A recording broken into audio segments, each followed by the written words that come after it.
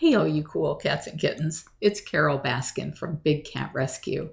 And on October the 18th, we had the 10-year anniversary of the Zanesville Massacre. Here we are, 10 years later, and Congress has still failed to pass the Big Cat Public Safety Act, which was a bill we've been calling for since the 90s. And it would have prevented the tragedy known internationally, even a decade later, as the Zanesville Massacre. So you might be wondering why? Why hasn't Congress passed this bill to ban cub abuse and to phase out private ownership of big cats? There's a few reasons. I'm going to read these to you because I want them to be exactly accurate. Number one, our primary obstacle to getting the Big Cat Public Safety Act passed had been the celebrity conservationists who bought, sold, rented, and otherwise supported the private trade in big cats like tigers, lions, jaguars, leopards, and snow leopards. We would take the staggering statistics proving our case that petting big cats was causing their extinction in the wild to Congress. But the animal exploiters brought babies to fondle, and the photo ops got everyone involved, except for the cats, a lot of attention. Now that the conservation game has exposed Jack Hanna, Dave Salmoni, Jared Miller, Grant Kimmerer, and others for their practices, and zoos are distancing themselves from these players, perhaps the only ones that will continue to use this tactic will be Antle and Tabreau. Once Carol Baskin's cage fight has been seen, then maybe these last, big, backyard breeders will finally be brought to justice. Number two, speaking of Antle and Tabreau, they are reported to have paid lobbyist Frank Vitello more than $60,000 to keep the Big Cat Public Safety Act from passing. Now Vitello claims to instead be representing the Zoological Association of America, but last year the ZAA banned their members from doing cub petting. So who is Vitello really representing when he's reportedly confusing Republican members of Congress by telling them that the bill causes overlap between the USDA and the U.S. Fish and Wildlife Service when it does no such thing? Number three, Congress has a lot to think about, and only 2 or 3% of the bills introduced each year ever become laws. Congress responds to what their constituents care about. And if they aren't hearing from you about why we have to ban cub handling and phase out private ownership of big cats in order to save them in the wild, they aren't going to care.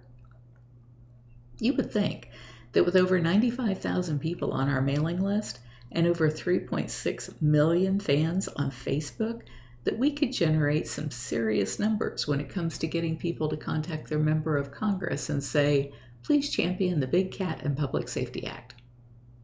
Would it shock you, as much as it depresses me, to know that only 19,844 people cared enough to make the 36,021 connections to their representatives on behalf of saving the world's most iconic species? We have a system at bigcatact.com where people can take action, and every week I get to see how many people made the call or tweeted or sent the email to Congress. Yeah, and that total was 36,000 actions that were made by about 19,844 of our fans. I'm going to keep fighting for big cats. I'm going to fight to protect these cubs and their mothers from abuse. I'm going to keep battling the odds in order to save them. And if you love big cats, I hope you will join me at bigcatact.com. I'm going to show you just how easy this is.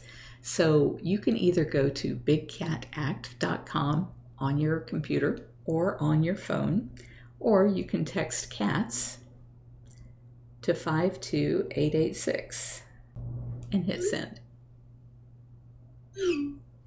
That quickly, it has sent me back a link. I press the link. Oh, it's already there. That's how fast it is. Now it gives me 3 options here. So I can make the call of the wild. It's the most important thing you can do. I can send an email or I can send a tweet. If you have a Twitter account, it's easy to send the tweet. So let's hit the tweet. Oh, I got to fill out my name because Congress only wants to hear from their actual constituents. So you have to be a U.S. citizen and type in your address so it knows who your representative is and your phone. And then it's going to say, find your legislators.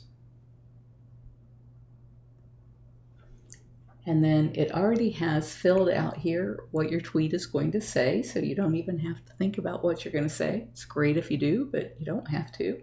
And you hit post tweets. And there it sent it.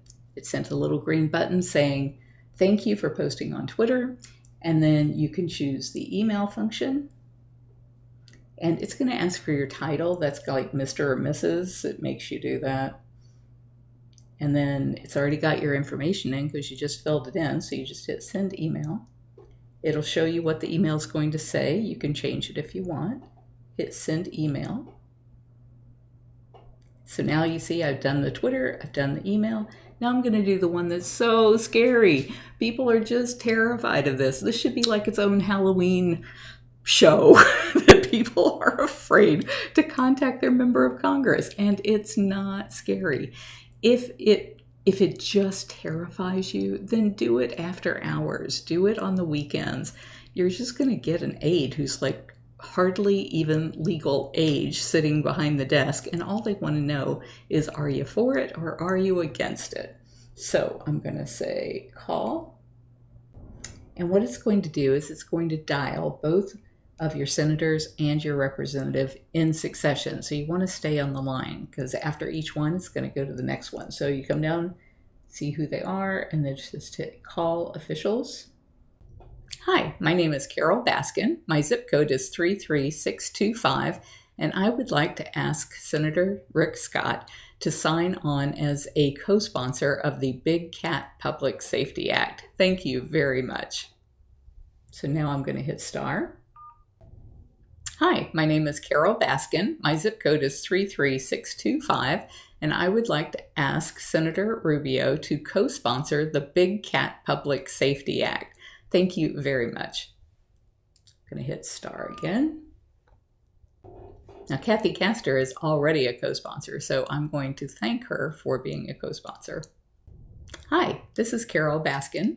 My zip code is 33625, and I would just like to thank Representative Kathy Castor for being a co-sponsor of the Big Cat Public Safety Act.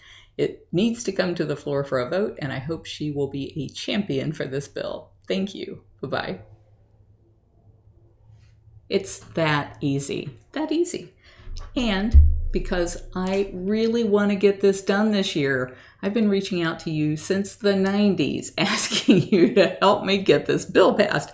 We're gonna do it this year. We have great momentum. We have 224 co-sponsors in the House. That's almost a majority right there of people who have already said, yes, when this comes to the floor, I will vote for it.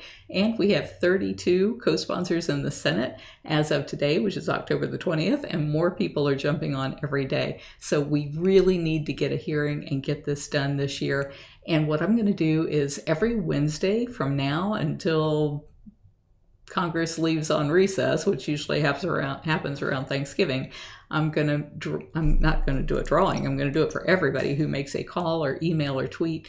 It puts you in for no matter how many times you do it in a week, I'm going to send you a free gift. And so every week, if you want to redo it and do it again, then please do it again and you'll get a different free gift. And we'll do that until we run out of free gifts. So I want everybody to make this call because we really need to protect these cubs from being ripped from their mothers, exploited, and then killed or sent to horrible situations.